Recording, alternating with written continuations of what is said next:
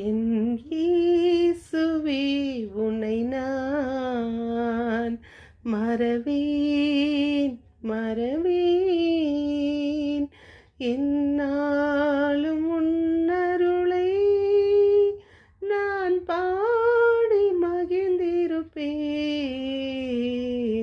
என் இயேசுவே உன்னை நான் மறவேன் மறவேன் உன் நாமம் என் வாயில் நல் தேனாய் இனிக்கின்றது.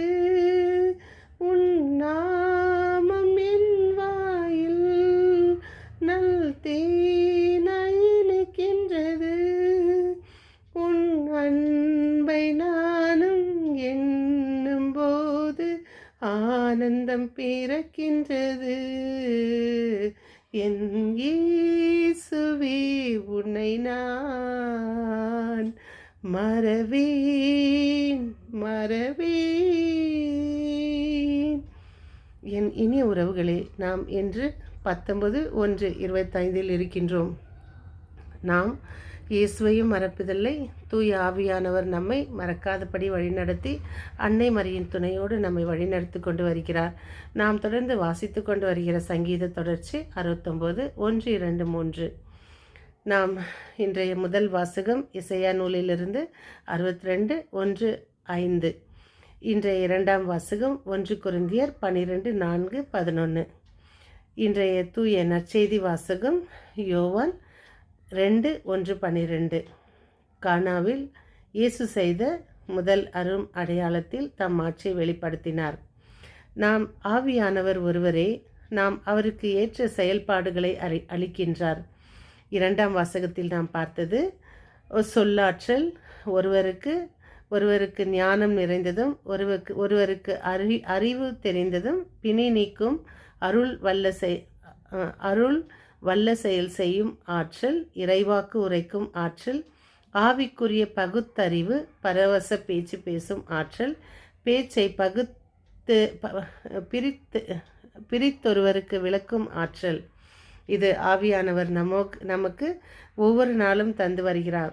பல சபைகள் இருக்கலாம், ஆனால் கிறிஸ்து ஒருவரே, ஆவியானவர் ஒருவரே, அன்னை மரியாள் ஒருவரே.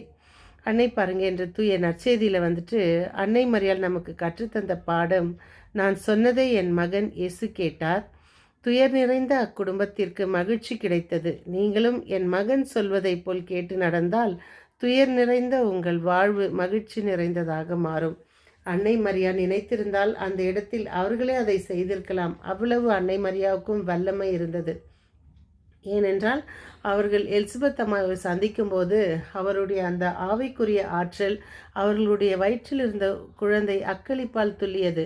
ஆவியால் அவர் நிரப்ப பெற்றார் என்று நாம் வாசிக்க கேட்டோம். அதே போல அன்று கானா ஊரில் நடந்த விஷயத்திற்கும் அந்த நிகழ்ச்சிக்கும் அன்னை மரியாள் இயேசுவைத்தான் நாடினார். நாமும் ஒவ்வொரு நாளும் நம்பிக்கையோடு நாம் இயேசுவை நாட வேண்டும். இயேசு 12 சீடர்களை தேர்ந்தெடுத்து நம்மோடு இருக்கவும் உலகெங்கும் சென்று நற்செய்தி அறிவிக்கவும் திருத்தூதர்கள் குழுவை உருவாக்கினார். அக்குழு ஒரு மாறுபட்ட கலவையாகும். மத்தேயு தன்னுடைய பதவியை இழந்தார். யாக்கோபு தன்னுடைய தீவிரவாதத்தை இழந்தார். அவருக்கு இன்னுமாக அதிக குழந்தைகள் உள்ளனர் என்பதை நாம் மறுத்தலாகாது. கடவுளை நாம் நமது அப்பா என்று அழைக்கின்றோம். நாம் ஒரே குழுவில் தான் இருந்துள்ளோம். நம் உடன் இருப்பவர்களே அவர்கள். நாம் வெறுத்து அவர்களை விலக்கிவிடக்கூடாது. தாவீதை போல சவுலை காயப்படுத்த வாய்ப்பிருந்தும் எதுவும் செய்யாமல் விட்ட பெருந்தன்மையுடன் இருக்க நாம் முன் வருவோம். நாம் முயற்சிப்போம். ஒரு நம்பிக்கைக்குரிய ஒரு விளக்கம் பாருங்கள். உங்களுக்கு ஒரு செய்தி. ஒரு தாய் தன் குழந்தையை ஹாஸ்பிட்டல் கொண்டு போகிறாங்க நோயினால்.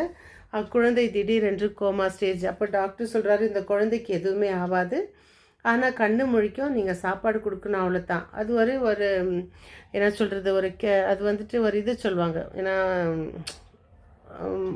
மரித்தும் உயிரோடு இருக்கிறது போல.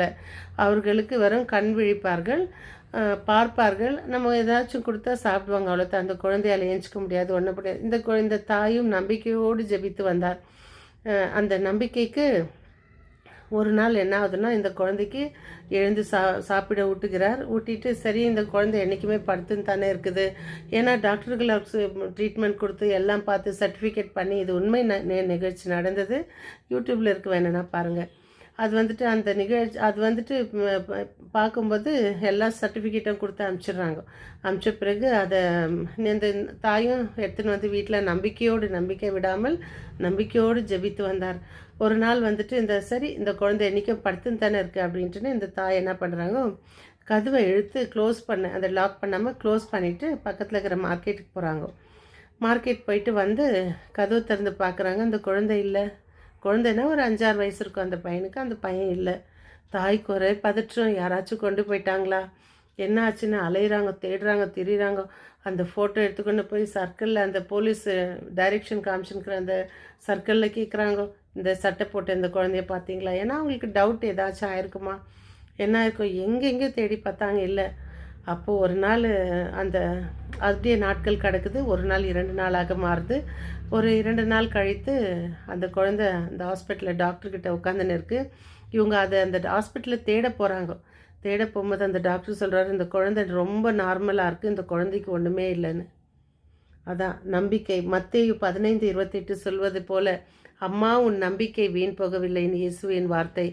இதோ அந்த கானாவின் திருமணத்தில் எப்படி அந்த நம்பிக்கையோடு இருந்த அந்த குடும்பத்திற்கு அது விடிவு கிடைத்ததோ, அதே போல் அன்பு இறைவா, எங்கள் நம்பிக்கை வீண் போகாமல் எங்களுக்கு அம்மா உன்னுடைய நம்பிக்கை வீண் போகவில்லை என்று இயேசுவின் வார்த்தையை நாங்கள் கேட்டு மகிழ்கிறோம்.